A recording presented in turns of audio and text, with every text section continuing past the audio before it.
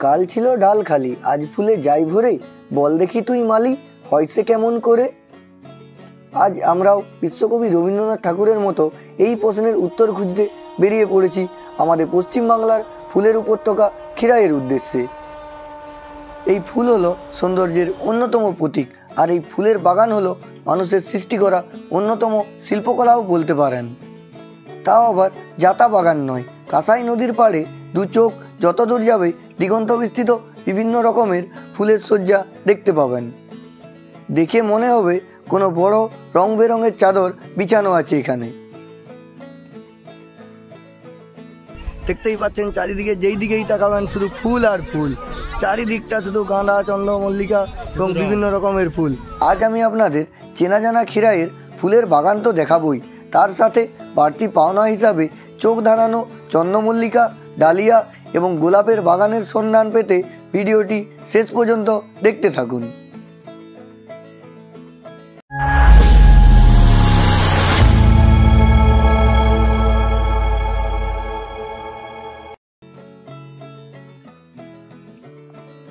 আমরা চলে এসেছি মেদিনীপুর স্টেশনে। এখান থেকে আমরা হাওড়া লোকাল ধরে খিরাই স্টেশনে নামবো। আপনারা যদি হাওড়ার দিক থেকে আসেন তাহলে সকাল সকাল হাওড়া স্টেশন থেকে যে কোনো খড়গপুর অথবা মেদিনীপুরগামী লোকাল ধরে 2 ঘন্টার মধ্যে পৌঁছে যাবেন এই খিরাই স্টেশনে। হাওড়া থেকে খিরাই আসার সকালে ট্রেনের টাইমিং আমি ডেসক্রিপশন বক্সে দিয়ে দিলাম। নমস্কার, আজকে আমি আর পিন্টুদা আবার বেরিয়ে পড়েছি। আজ আমাদের গন্তব্য ভ্যালি অফ ফ্লাওয়ার, বাংলার ভ্যালি অফ ফ্লাওয়ার খিরাই। দেখতেই পাচ্ছেন আমরা খিরাইয়ে দাঁড়িয়ে আছি। চলুন আস্তে আস্তে খিরাইয়ের বাগানের দিকে এগিয়ে যাওয়া যাক। খিরাই স্টেশনের 1 নম্বর প্ল্যাটফর্ম থেকে হাওড়া দিকে হেঁটে গেলে স্টেশনের শেষে একটি রাস্তা নেমে গেছে, সেই রাস্তা দিকে আপনাকে নেমে যেতে হবে।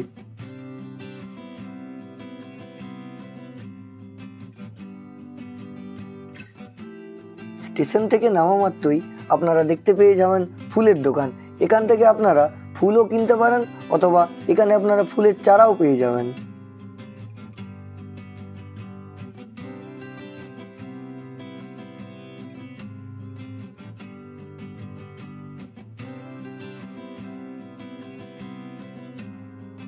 এই খিরাই স্টেশন থেকে খিরাইয়ের যে ফুলের বাগান আছে তার দূরত্ব প্রায় 1.5 কিলোমিটার।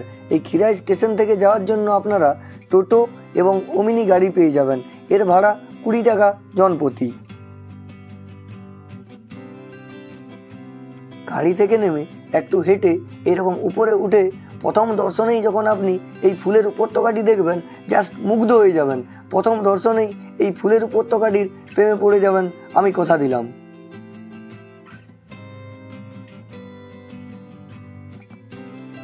আপনি আর নিজেকে বেশিক্ষণ দূরে রাখতে পারবেন না। এই সৌন্দর্য দেখে দৌড়ে প্রবেশ করবেন এই মেলার মধ্যে। আপনারা এই মেলার মধ্যে বিভিন্ন রকমের খাবার দোকান, ফুচকা এবং বিশেষ আকর্ষণ হিসাবে পেয়ে যাবেন বিভিন্ন রকমের ফুলের সামগ্রী। যেমন মেয়েদের জন্য আছে মাথার হেয়ার ব্যান্ড এবং বিভিন্ন রকমের ডালিয়া, গোলাপ, আরও কত নাম না জানা ফুল আছে এখানে। এই মেলার মধ্যে দুপুরে খাবার জন্য আপনারা ভেজ থালি, ননভেজ থালি এবং বিরিয়ানিও পেয়ে যাবেন।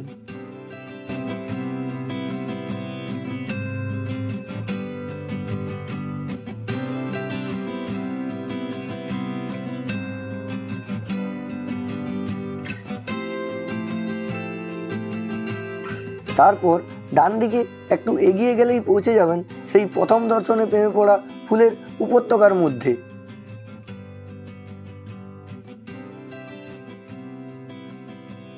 প্রথমে আপনারা ঢুকেই চারিদিকে যেদিকে তাকাবেন দিগন্ত বিস্তৃত হলুদ এবং কমলা গাঁদার বাগান দেখতে পাবেন। আপনার চোখ জুড়িয়ে যাবে এই বাগানগুলি দেখে, ভাববেন ফুল এত সুন্দরও হতে পারে। হাওড়া তথা পশ্চিমবাংলার যেসব ফুলের বাজার আছে তার বেশিরভাগ ফুলই এই খিরাইয়ের আশেপাশ থেকে সাপ্লাই হয়।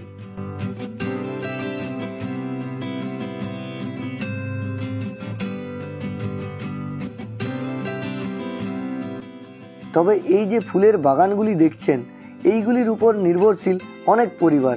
তাদের ফুলের প্রতি নিঃস্বার্থ ভালোবাসার প্রতিদান হলো এই ফুল।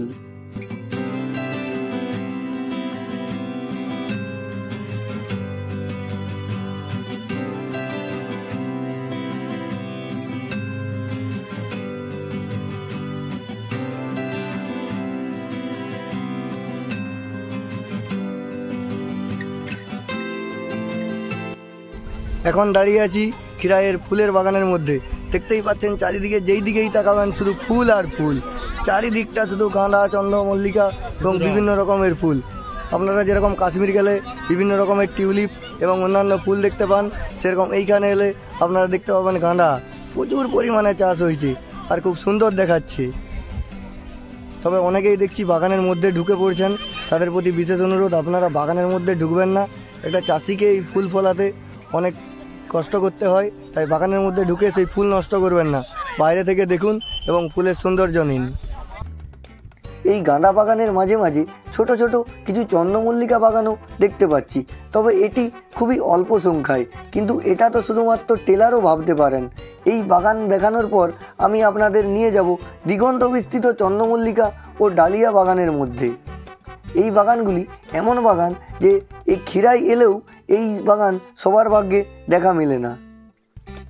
এই রকম দুই দিকে রং বেরঙের গাঁদা ফুটে থাকবে আর তার মাঝে আপনারা হেঁটে বেড়াবেন, সে যে কী অনুভূতি এখানে না এলে বুঝতে পারবেন না। তবে মাথায় রাখবেন এটি একটি জমি, তাই সরু আড় ধরে আপনাদের সাবধানে চলাফেরা করতে হবে, নাহলে এখানে পা স্লিপ করে পড়ে যাওয়ার একটি ভয় থাকবে।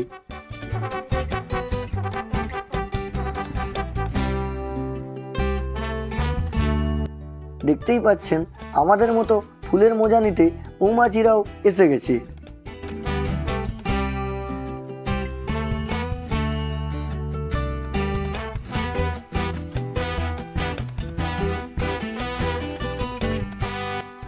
স্ন্যাপড্রাগন ফুলগুলি কেমন হাওয়ার সাথে মাথা নড়াচ্ছে জাস্ট দেখুন। গাঁদার পাশাপাশি এখানে আপনারা কিছু সংখ্যক স্টার বাগানও পেয়ে যাবেন। এই স্টারগুলি সূর্যের আলোতে এত সুন্দর লাগছে, সেটি আপনারা খালি চোখে না দেখলে বুঝতে পারবেন না। ক্যামেরাতেও দেখুন অসম্ভব সুন্দর লাগছে সেই স্টার বাগানটি। দেখতেই পাচ্ছেন শুধুমাত্র একটি ছবির জন্য জমিতে নেমে কেমন চাষিদের ক্ষতি করছে। আপনারা এলে দয়া করে এইরকম কিছু করবেন না যাতে আপনার জন্য অন্য কারোর ক্ষতি হয়।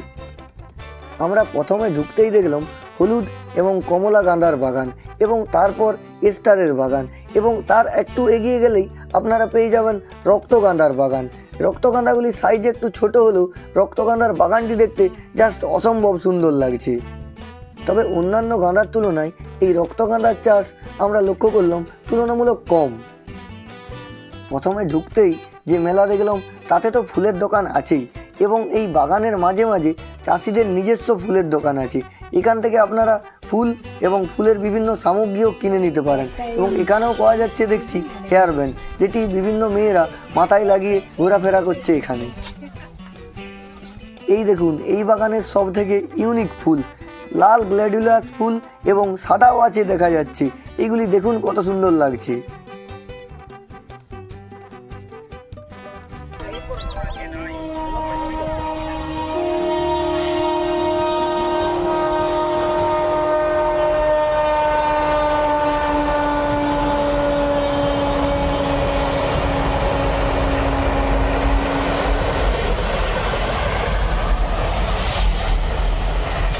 আমরা খিরাই পুরো ঘুরে এরপরে খুব খিদে পেয়েছিল, তাই দুপুরে খেতে চলে এসেছি। আমরা অর্ডার করেছি চিকেন বিরিয়ানি। আমরা এখন কুড়ে ঘরে খাওয়া দাওয়া করছি। কুড়ে ঘর দোকান জানি আমরা খুবই নামকরা, পাঁচকুড়াতে এনাদের দোকান আছে, তাই আমরা এলাম এখানেই খেতে। দেখি এখানে বিরিয়ানির টেস্টি কেমন হয়। খিরাই আসলে এইদিকে কেউ যায় না, বেশিরভাগই এখানেই থাকে এই সামনাসামনি। কিন্তু ওইখানে যে ফুলের একটা সৌন্দর্য, যে ডালিয়া বাগান দেখলাম আপনাদের পরে ভিডিওতে দেখাচ্ছি, সে অসম্ভব সুন্দর। আপনারা অতি অবশ্যই এই যে রাস্তা দেখতে পেয়েছেন এই দিকে গিয়ে ওই বাঁ দিকে চলে যাবেন। বাঁ দিকে দেখবেন যে টোটো বলবে 50 টাকা, কিন্তু টোটোতে যাবেন না, হেঁটে 1-1.5 কিলোমিটার রাস্তা হেঁটে হেঁটে যাবেন। বাঁ দিকে তাকিয়ে তাকিয়ে যাবেন, একদম এই যে কাঁসাই নদী তার পাড়ে ডালিয়ার বাগান দেখতে পাবেন, এবং বিভিন্ন রকম কালারের ডালিয়া দেখতে অসম্ভব সুন্দর লাগবে। সেই ফুল দেখতে দেখতে আপনারা পৌঁছে যাবেন।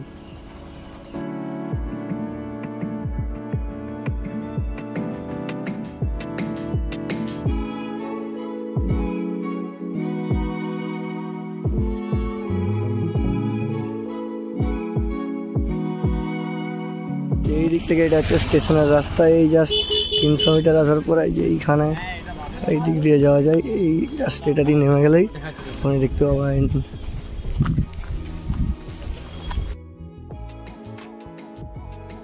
আমি আপনাদের আগেই বলেছি যে আমি আপনাদের নিয়ে যাব ডালিয়া এবং চন্দ্রমল্লিকার সমুদ্রের মাঝে। এই দেখুন কত রকমের চন্দ্রমল্লিকা ও ডালিয়া ফুটে রয়েছে এই বাগানের মধ্যে সারিবদ্ধভাবে।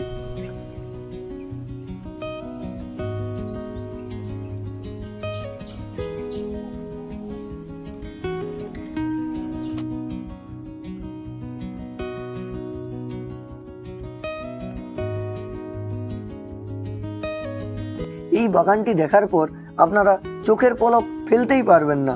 সাদা, লাল, হলুদ, গোলাপি আরও কত রঙের ফুল এখানে। এই বাগানটি না দেখলে ক্ষীরায় আসা সেই নুন ছাড়া আলু ভাতের মতো।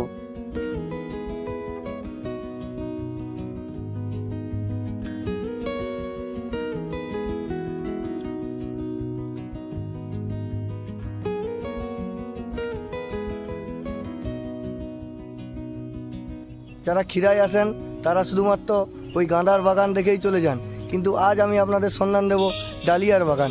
যেই দিকেই তাকাবেন বিভিন্ন রকম বিভিন্ন কালারের ডালিয়া দেখতেই পাচ্ছেন, দিগন্ত বিস্তৃত ডালিয়া ফুল এবং বিভিন্ন রকম কালারের। সাদাটা দেখেছেন অসম্ভব সুন্দর, এবং যদি আপনারা এই দিকে তাকান এই দিকেও দেখতে পাচ্ছেন ডালিয়ার কুড়ি, আর এই দিকে তাকালে তো আপনারা মোহিত হয়ে যাবেন। দারুণ সুন্দর লাগছে, দারুণ সুন্দর। যারা আমার চ্যানেল ফলো করেন তারা জানেন আমি যেখানেই যাই কিছু অফবিট প্লেস বা অজানা জায়গা খুঁজতেই থাকি। তাই আজ ক্ষীরায় এসেও আমরা জিজ্ঞাসা করে করে চলে এসেছি ডালিয়া বাগানে। অসম্ভব সুন্দর লাগছে। আপনারা যদি ক্ষীরায় আসেন অবশ্যই এই জায়গায় আসবেন। এই জায়গাটি যে ক্ষীরায়ের মেন জায়গা যেখানে মেলা বসেছে সেই জায়গার থেকে 1000 গুণ ভালো সুন্দর। কিন্তু এখানে চাষিদের একটি রিকোয়েস্ট, আপনারা ফুল ছিঁড়বেন না, ফুল গাছে হাত দেবেন না, কারণ তাদের এটা পেশা। সাদা চন্দ্রমল্লিকা ফুলগুলি সারিবদ্ধভাবে এমনভাবে ফুটে আছে আপনার দেখে মনে হবে বৃষ্টি হওয়ার পর যে সাদা ধবধবে মেঘ দেখা যায় তার মতো ঠিক লাগছে।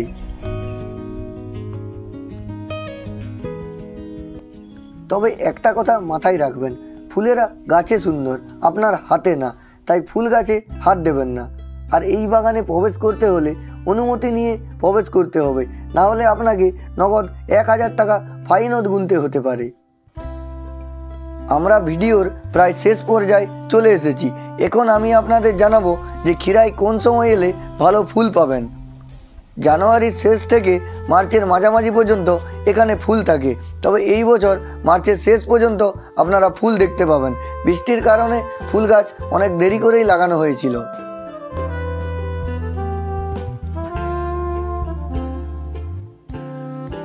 এই রকম ফুলের সৌন্দর্য একদম ফুলের কাছ থেকে নিতে চাইলে আর দেরি না করে চলে আসুন এই ক্ষীরায়ে। আমি সুদীপ, আমি আমার এই চ্যানেলের মাধ্যমে বিভিন্ন জায়গা আপনাদের ঘুরে দেখাবো।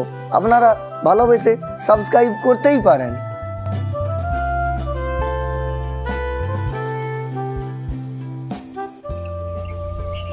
এই বাঁ দিকে চন্দ্রমল্লিকা বাগান দেখতে দেখতে আপনারা রাস্তার সোজা সোজা যদি এগিয়ে যান তাহলে আরও একটু গিয়ে দেখতে পাবেন যে গোলাপের বাগান। গোলাপের বাগানটি বেশি বড় নয়, কিন্তু সেটিও অসম্ভব সুন্দর লাগছে। ছোট ছোট গোলাপ ফুটে আছে দেখতেই পাচ্ছেন। এখানে গোলাপের সাইজও কিন্তু খুব একটা বড় নয়, তো তবুও বাগানটি খুব সুন্দর। আপনারা এলে অবশ্যই এই চন্দ্রমল্লিকা বাগান এবং গোলাপ বাগান অবশ্যই ঘুরে যাবেন।